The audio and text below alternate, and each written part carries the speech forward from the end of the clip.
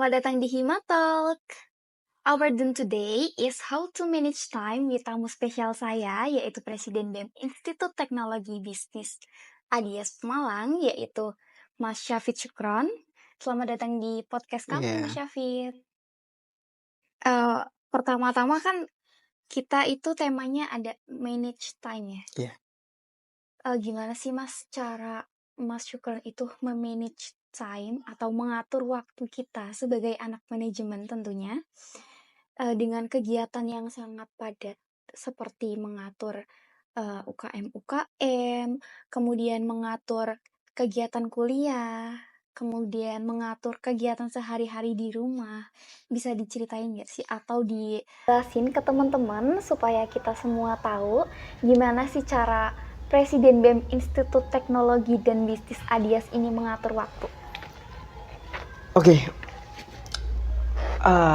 Saya kuliah di sini awal mulanya itu karena orang tua. Nah, saya berdomisili di Bodeh dan kebetulan saat ini kampus kita kan di Petarukan, Pemalang ya. Betul. Itu jarak yang lumayan, ada 1 jam. Saya di sini hidup di organisasi dan nggak memungkinkan ketika saya pulang.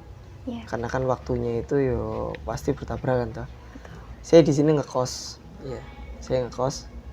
Kalau tentang memanage waktu dengan segala kegiatan yang padat, saya selalu menjadwalkan. Menjadwalkannya adalah gimana?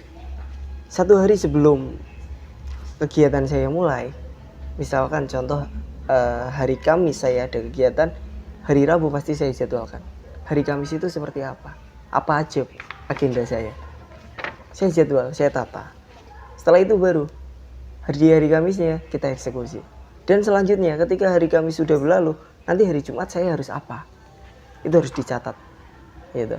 Kalau nggak dicatat ya paling nggak kita harus mengingat betul bahwasanya di hari selanjutnya kegiatan kita itu apa aja. Jadi supaya di hari H itu kita nggak kepelabrak untuk kesana kesini itu enggak.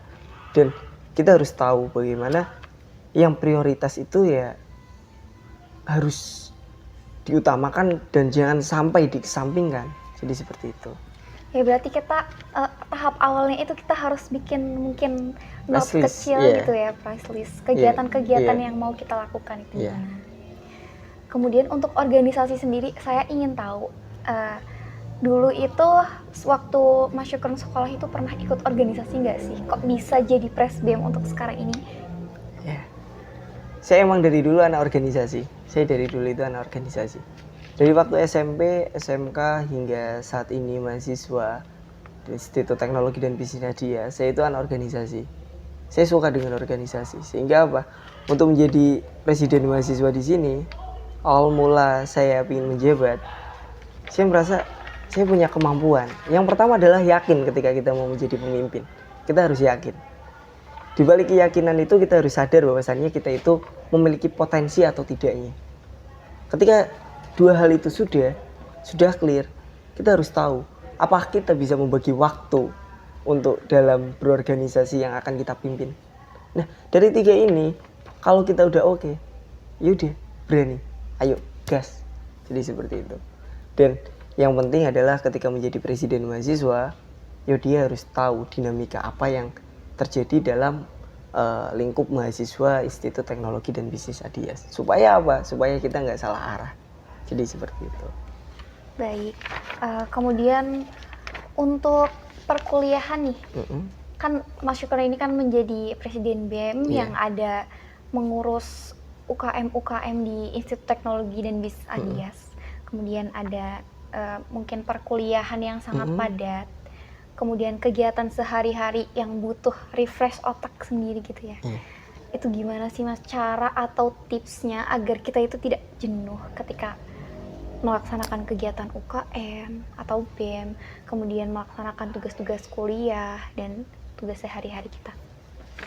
Kalau untuk merefresh ya dengan penuh padatnya kegiatan ya, saya itu biasanya kalau emang udah kegiatan udah padat, 2 minggu padat atau 3 minggu padat dan otak udah numpuk pikiran, saya itu memilih untuk pulang. Saya memilih untuk pulang, untuk ketemu dengan orang tua, bercanda gurau, seketika pasti beban yang ada di pikiran saya itu refresh, jadi lebih plong, lebih enak gitu. Karena entah kenapa ya, mungkin dari individu saya ketika emang ketemu orang tua itu adalah sumber bahagia saya. Ya walaupun di sini kita penat, ya banyak pikiran dan lain sebagainya. Mau kata atau enggak? Nggak apa-apa. Kalaupun kita penat, ya ketika bertemu dengan sosok ibu itu adalah hal yang istimewa bagi saya, sehingga referensi saya gitu. Karena kalau cuma sekedar healing bersama kawan dan lain sebagainya, ya menurut saya itu hal yang bukan refreshing. Karena apa? Karena kawan-kawan saya juga anak organisator, gitu. Dia organisasi, dia berorganisasi. Ketika kita main ya lagi-lagi seperti kulturnya anak organisasi ya diskusi. Ya, itu bukan refresh, itu malah menjadi tambah penat, jenuh dan lain sebagainya.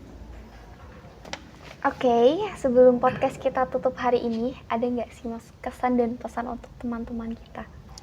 Iya, sedikitnya pesan dan kesan ya. Pesan saya untuk kawan-kawan semuanya, mahasiswa Institut Teknologi dan Bisnis ADIS Pemalang, jangan kalian sungkan untuk berorganisasi, itu yang pertama. Yang kedua, jangan takut kalian tidak bisa mengatur waktu. Nggak. Karena apa? Karena anak organisasi itu pasti, itu udah pasti, ilmu nyata. Dia akan bisa mengatur waktunya. Jadi jangan sampai kalian itu memilih untuk menjadi mahasiswa kupu-kupu, tapi pilihlah kalian menjadi aktivis di kampus.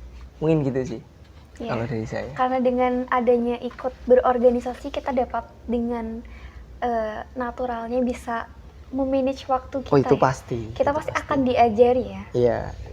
Ya anak organisasi pasti bisa lah untuk mengatur waktu, itu hal yang sepele bagi anak organisator. Jadi seperti itu. Oke, terima kasih Mas Syukron sudah datang ke Himama Talk. Sama-sama. Jangan lupa apa? Jangan lupa follow, subscribe, dan like. Dadah. Ya.